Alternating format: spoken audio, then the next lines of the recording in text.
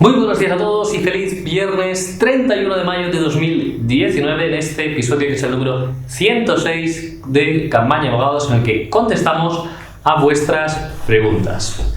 ¿Qué tal? ¿Cómo estáis todos? Espero y deseo que estéis muy bien en este último día del mes de mayo, en el que vamos a contestar a esas preguntas que nos formuláis la audiencia durante la semana. Antes de empezar a ver el contenido que hemos visto durante esta semana, sí que os pido, como siempre, que si os gustan estos episodios le deis al like, os suscribáis al canal y le deis a la campana también para que os vayan notificando todos los vídeos que vamos publicando a lo largo de la semana, que ya sabéis que son muchos.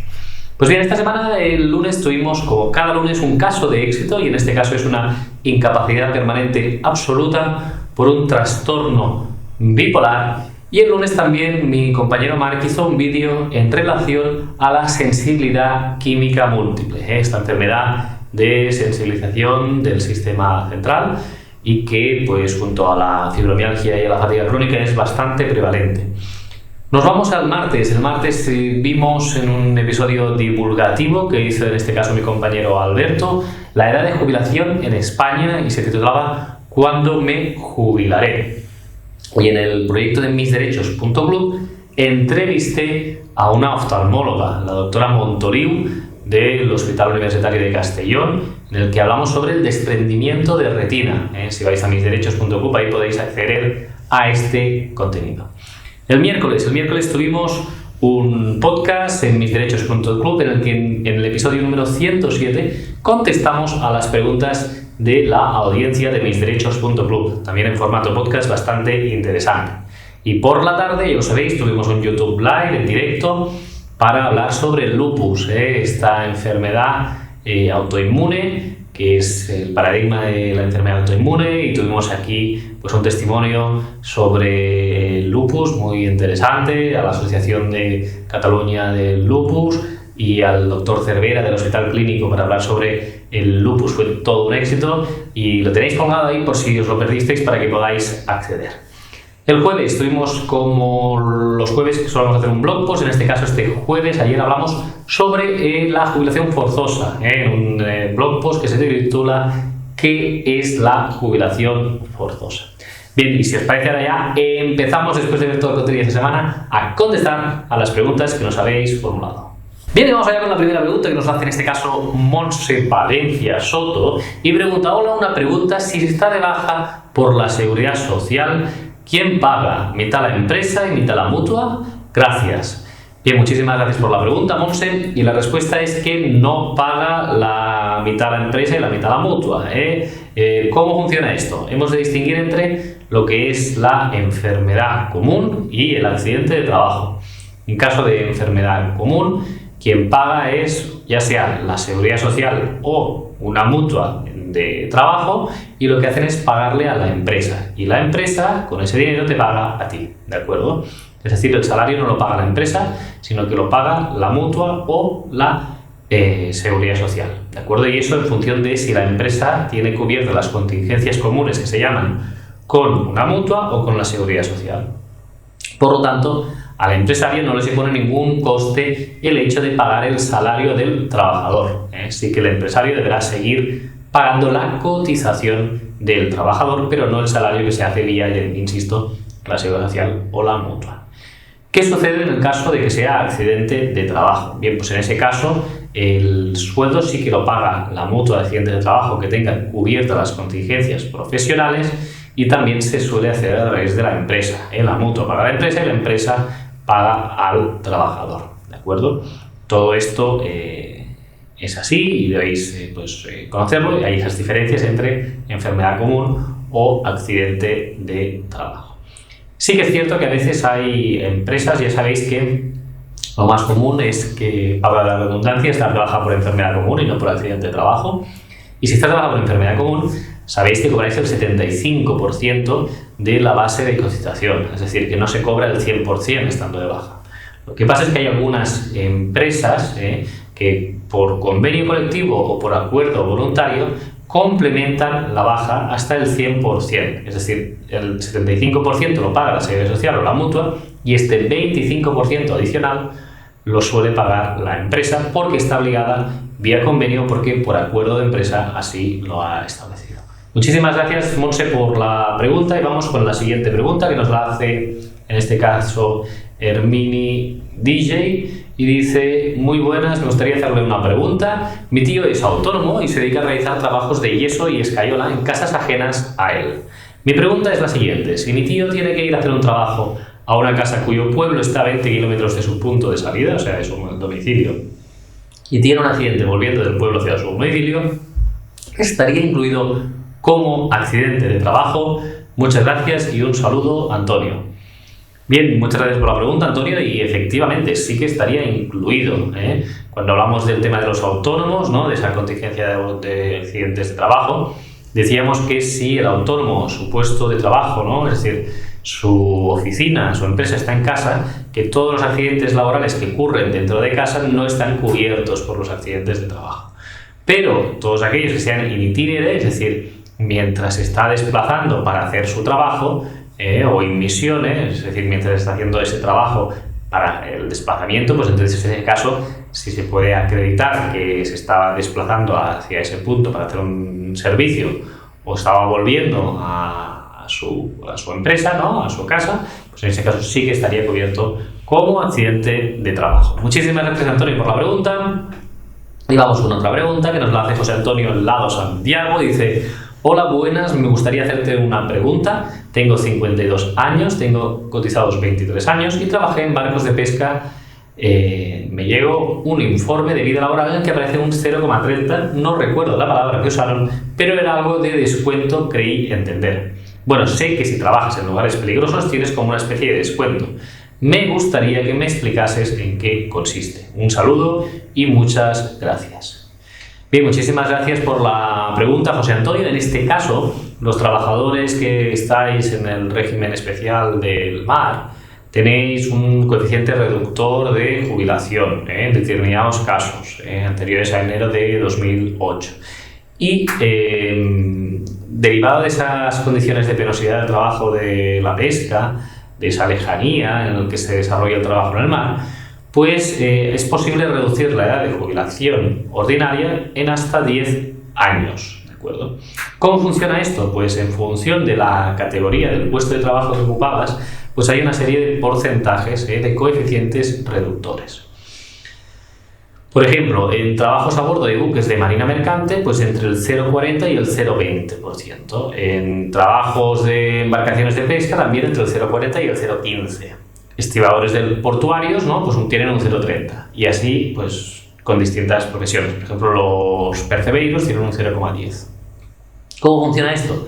Pues lo que hacen es reducir la edad hasta un máximo de 10 años. Por ejemplo, en tu caso, que tienes un 0,30 y estuviste 10 años trabajando pues como marinero, pues en ese caso tienes un descuento del 30%. Es decir, habiendo trabajado 10 años, la edad de jubilación ordinaria se te va a reducir el 0,30, es decir, 3 años, ¿de acuerdo? Entonces pasarías de los 65 a los 62, y así en función de los años que hayas trabajado en ese puesto en régimen del mar.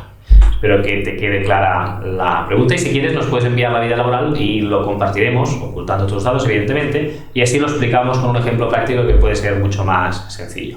Os recomiendo, para todas aquellas personas que podéis estar en una situación similar, que ya sabéis que hemos lanzado un nuevo servicio, una comunidad, se llama Club Jubilación. Podéis entrar en club.campañaabogados.com y ahí os podéis dar de alta y hacer los cálculos de la pensión que os puede quedar, de los requisitos, etc. Es decir, hay una serie de vídeos con unos documentos, con unas herramientas para calcular cuándo te vas a poder jubilar y qué pensión te va a quedar.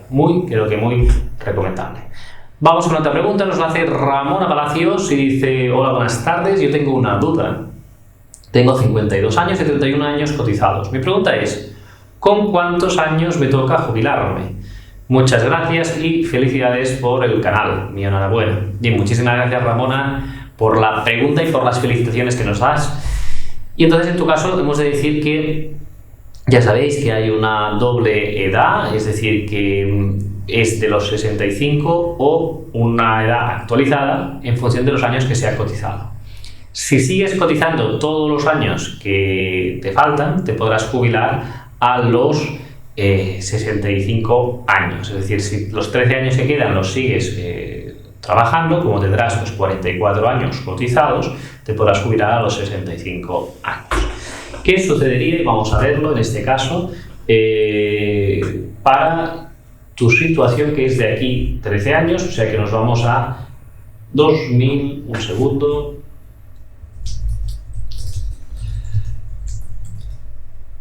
Si nos vamos de aquí 13 años, que será en 2032, en tu caso tendrías que, hemos dicho que tienes cotizados 43 años cuando llegue esa edad de jubilación, pero si no hubieras cotizado en este sentido, pues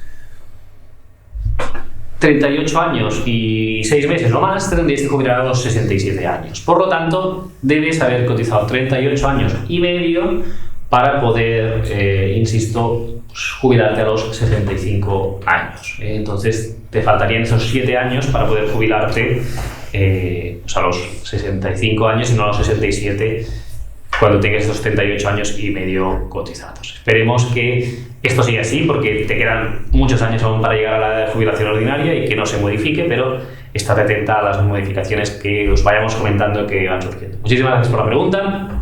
Y vamos con la siguiente, que nos hace María Jesús Salas. Y dice: buenas tardes, tengo 59 años, solo he cotizado un poco más de 10 años. ¿Me puedo prejubilar? Gracias y un saludo. Bien, muchísimas gracias, María Jesús. En tu caso, la jubilación te quedaría vetada, cualquier tipo de acceso de una jubilación anticipada, porque es necesario haber cotizado en este sentido pues un mínimo de 33 años para poder acceder a la jubilación anticipada de los 61 años. Entonces, con eso no podrías acceder. Te quedaría abierta la posibilidad de la jubilación o de la incapacidad permanente. En este caso sí que cumplirías los requisitos, porque para una incapacidad permanente con 59 años se requiere, pues vamos a hacer el cálculo que os lo explico. A tu edad, 59 años, le restas 20, que son 49, y 49 lo divides en este caso entre 4, ¿vale? Entonces esto te daría alrededor de unos, pues más o menos, unos escasos 10 años, y tendríamos que mirar, diría un poco justo, para valorar la incapacidad permanente, a ver si cumples o no los requisitos. En todo caso, lo que sí que deberías saber es que es necesario haber cotizado un mínimo de 15 años también para el acceso a la jubilación, y que hayas cotizado en los últimos 15, 2 años. Por lo tanto, te animo a que sigas cotizando, y en todo caso que veas si estos 10 años que has cotizado han sido a tiempo parcial o no, porque aplicando el coeficiente de parcialidad quizás no necesitarías 15 años y podrías acceder a la jubilación ordinaria. Para más información, os insisto, igual que en la pregunta que hacíamos antes, a que entréis en la página de club.campañaabogados.com, y ahí tendréis muchísima más información donde damos soporte a todas estas dudas. Otra pregunta que nos hacen, Fernando Corrales. Buenas, más que un comentario, es una pregunta para optar al subsidio. ¿Vale la cotización por hijo para poder completar los 15 años de cotización exigidos? Bien, muchísimas gracias por la pregunta, Fernando. En este caso es muy buena pregunta, porque hay una sentencia del Tribunal Superior de Justicia de Cataluña que lo asimila, y para que pongamos un poco en contexto, la ley lo que dice es que para cumplir la exigencia de cotización que se pide para el acceso a la jubilación o la incapacidad permanente, las mujeres que hayan tenido un hijo por un parto natural, en este sentido, ¿no?, pues sí que tienen una cotización por hijo, ¿vale? Entonces, esta cotización que se tiene por hijo se puede usar tanto en la jubilación como en la incapacidad permanente, pero nada se dice de la referencia al cumplimiento del acceso de los mayores de 52 años. En este caso, y solo para las mujeres, yo entiendo que sí que procedería, en base a esta sentencia del Tribunal Superior de Justicia de Cataluña, que es del año 2015, creo recordar, y que en el Supremo no ha habido una sentencia que modifique este criterio. Por lo tanto, haciendo una interpretación teleológica, es decir, una interpretación integradora y de la finalidad de la norma, si el subsidio a los mayores de 52 años se exige tener todos los requisitos para jubilarse, excepto la edad, pues hemos de entender que en este momento, si cumplieras los requisitos de jubilación por tener estas cotizaciones por hijo, pues deberías poder acceder a la jubilación, pues, al subsidio, perdón, de mayores de 52 años. Muchísimas gracias por la pregunta, Fernando, y estate atento porque si hay cualquier novedad, pues lo diríamos para que supierais más información al respecto.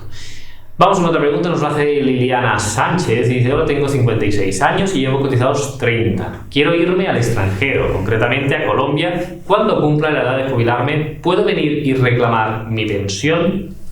Bien, muchísimas gracias, Liliana, y en este caso sí que te puedes jubilar teniendo en cuenta lo siguiente. Lo primero, tienes que haber cotizado un mínimo de 15 años, cosa que ya tienes, pero tienes que haber cotizado 2 años en los últimos 15 aquí en España. Por lo tanto, es importante que si tienes 56 años y te jubilas a los 67, porque es lo que te va a tocar en tu caso, tienes que tener en cuenta que 67 menos 15 nos da 52 y que por lo tanto entre los 52 años y los 56 que tienes ahora, en estos 4 años, como mínimo tienes que tener la cotización de 2 años. Porque si no, no cumplirías ese requisito que se exige para poder jubilarte, es decir, los 2 últimos años de los 15.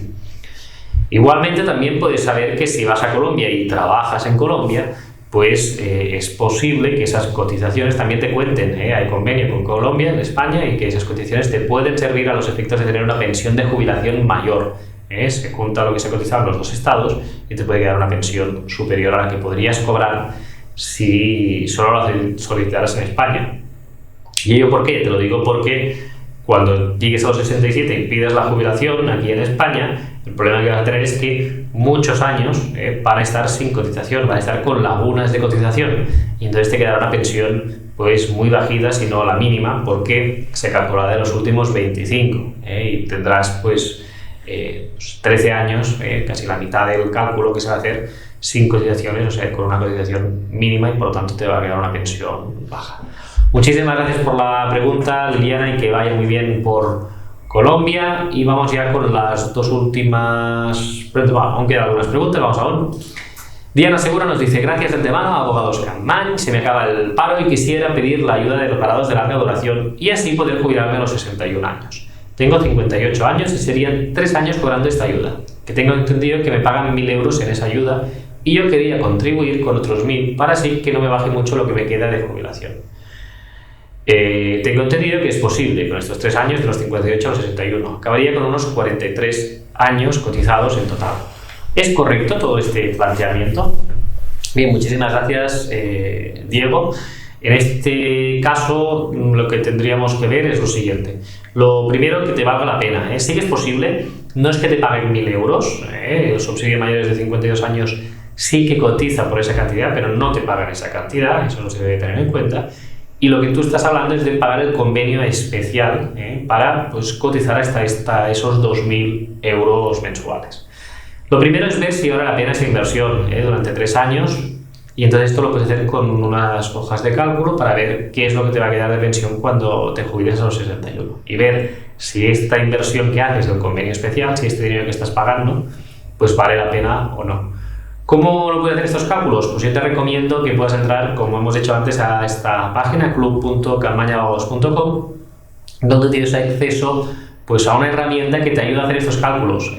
Incluso puedes estar ahí pues, preguntando con nuestros abogados y con los vídeos que colgamos ahí para que sepas hasta qué punto te merece o no la pena de pagar este convenio especial, que lo puedes hacer, pero de saber si sale a cuenta o no el pago de este convenio especial, porque has de tener en cuenta que claro, dejas de percibir el subsidio y además pagas una cantidad, por lo tanto durante estos 3 años tienes una carencia de ingresos importantes, así que te recomiendo que lo puedas ver por ahí, y se tiene que hacer números de las situaciones y ver hasta qué punto pues, sale o no cuenta el hecho de pagar este convenio especial para tener una base de reguladora superior en el momento de la jubilación.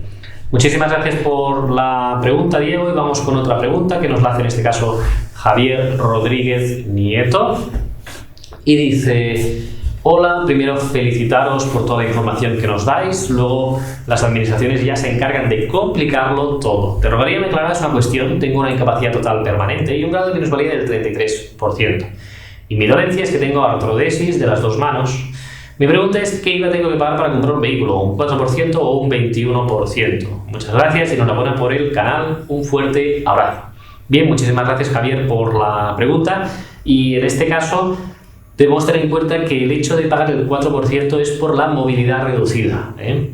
Si veis en la resolución que tengáis del grado de discapacidad que haya hecho vuestra comunidad autónoma, ahí veréis que hay una de las secciones que dice si superas el baremo de movilidad.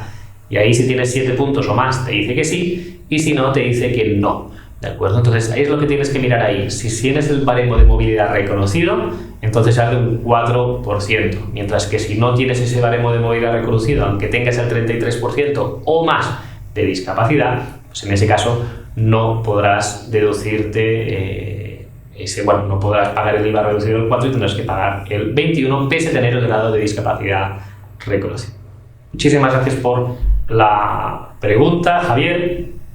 Y vamos ya con la última pregunta que nos la hace Edgar Marino. Dice, gracias por tu programa, Jorge, pero tengo unas dudas. Yo soy español por residencia, tengo derecho a una pensión por incapacidad y quiero irme a mi país de origen.